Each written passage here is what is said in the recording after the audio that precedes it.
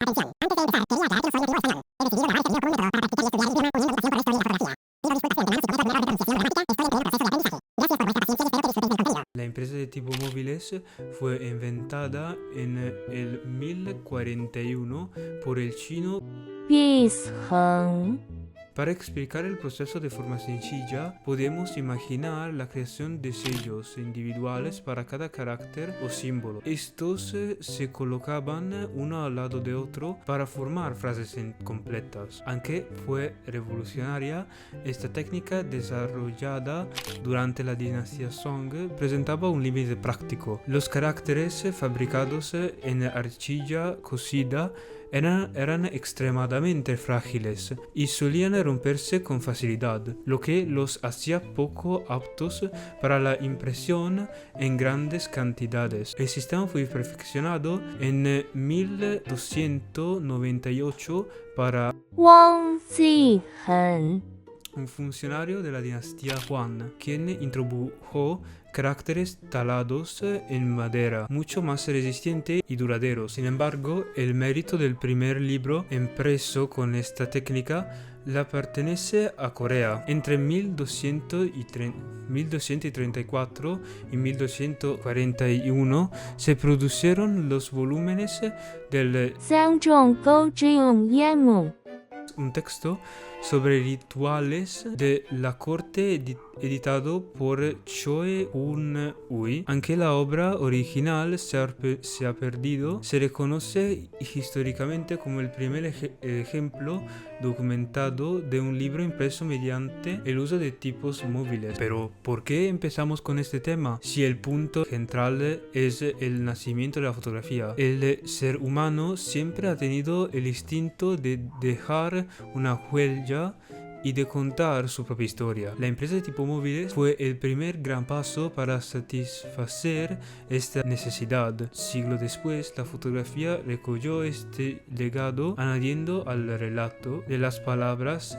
y de los rostros y los lugares, permitiendo archivar y difundir las experiencias humanas de forma sistemática. Gracias primero a la empresa y después a la fotografía, el relato se convirtió en un producto accesible, transformando el testimonio individual en información compartida con el resto de la población. Ahora debemos partir desde tiempos distintos. La invención, que puede definirse como la antepasada de las cámaras analógicas y luego digitales, es sin duda la cámara oscura. Se trata de un dispositivo óptico que en su forma más simple consiste en una caja o una habitación completamente oscura con un pequeño orificio en una pared. La luz del exterior pasa a través de este agujero y proyecta en la pared opuesta la imagen invertida de lo que se encuentra fuera. Esta invención ya fue observada por el filósofo Aristóteles y posteriormente retomada por Leonardo da Vinci, quien logró mejorarla añadiendo una lente. Durante siglos la cámara oscura fue utilizada por científicos y artistas como herramienta para observar fenómenos naturales o para calcar la realidad con extrema precisión. Sin embargo, al igual que los primeros experimentos de impresión, esta técnica tenía un límite. La imagen proyectada era temporal y no podía conservarse. Era, en la práctica, una visión que se desvanecía en cuanto se cerraba el orificio, ya que aún faltaba ese proceso químico que permitiría fijar la luz en un soporte físico, transformándola en una verdadera fotografía. El año 1826 es el que puede definirse como el del nacimiento de la fotografía.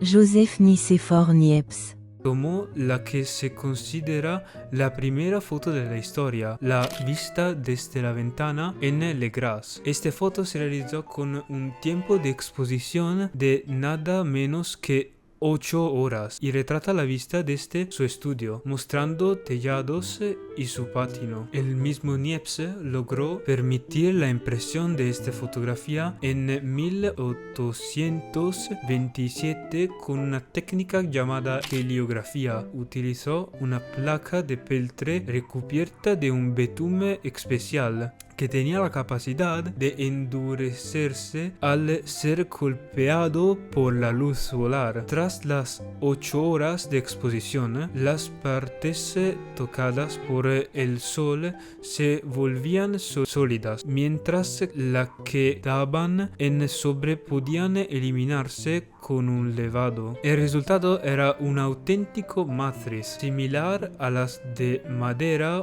o metal usadas para los libros. Una vez obtenida la placa, esta podía entintarse para imprimir varias copias en papel. En este siglo también, otros pioneros como Talbot, Daguerre y Bayard que perfeccionaron la técnica analógica. Sin embargo, demos un gran salto adelante para llegar a la siguiente era, la digital. Curiosamente, la historia de la fotografía digital no comienza con una cámara, sino con un programa capaces de manipular imágenes en el ordenador. La imagen adquirida mediante un escáner puede modificarse a través de lo que se configura como una verdadera cámara oscura virtual. Si inicialmente las intervenciones se limitaban al blanco y negro, en 1989 se llegó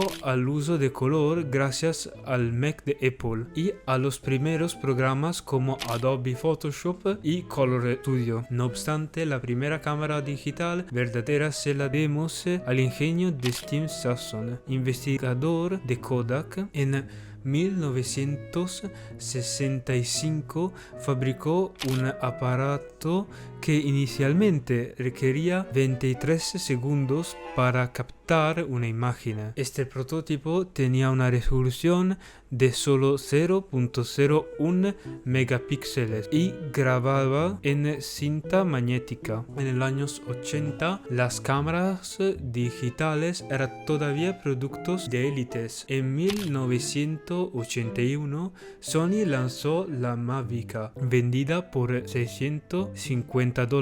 Ofrecía 300.000 píxeles, pero en realidad era una cámara de TV, ya que las fotos estaban destinadas a verse en el televisor. La primera reflex digital fue introducida en 1991 por Kodak, pero no fue hasta 1999 con la Nikon D1, cuando llegó el primer modelo con una estructura pensada íntegramente para el mundo digital, aunque manteniendo la forma de las reflex tradicionales. En este panorama tecnológico se introduce hoy la inteligencia artificial generativa, una rama de la información que se ocupa de crear modelos capaces de generar nuevos datos, textos, imágenes o vídeos a partir de conjuntos de entrenamientos preexistentes. A diferencia de la fotografía tradicional, captura la luz de la realidad.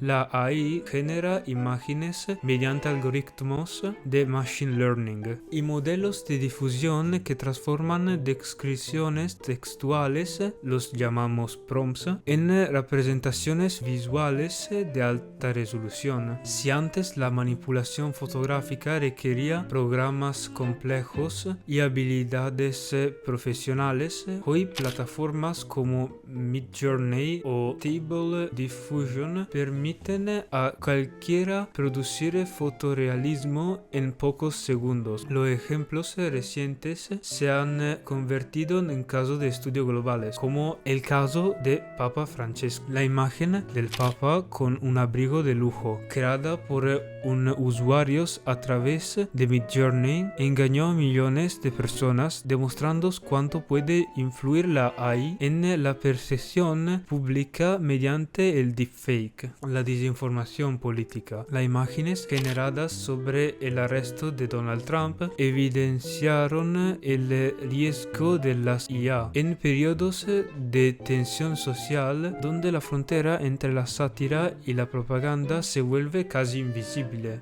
Bien, esto es más o menos todo lo que necesitáis saber sobre la historia de la fotografía. Creo que el vídeo de hoy puede terminar aquí. Os recuerdo que os suscribas en mi canal de YouTube para apoyarme en la creación de contenidos y que sigas mi nuevo perfil de Instagram. No sé a qué hora veréis este vídeo, así que buenos días, buenas tardes y buenas noches.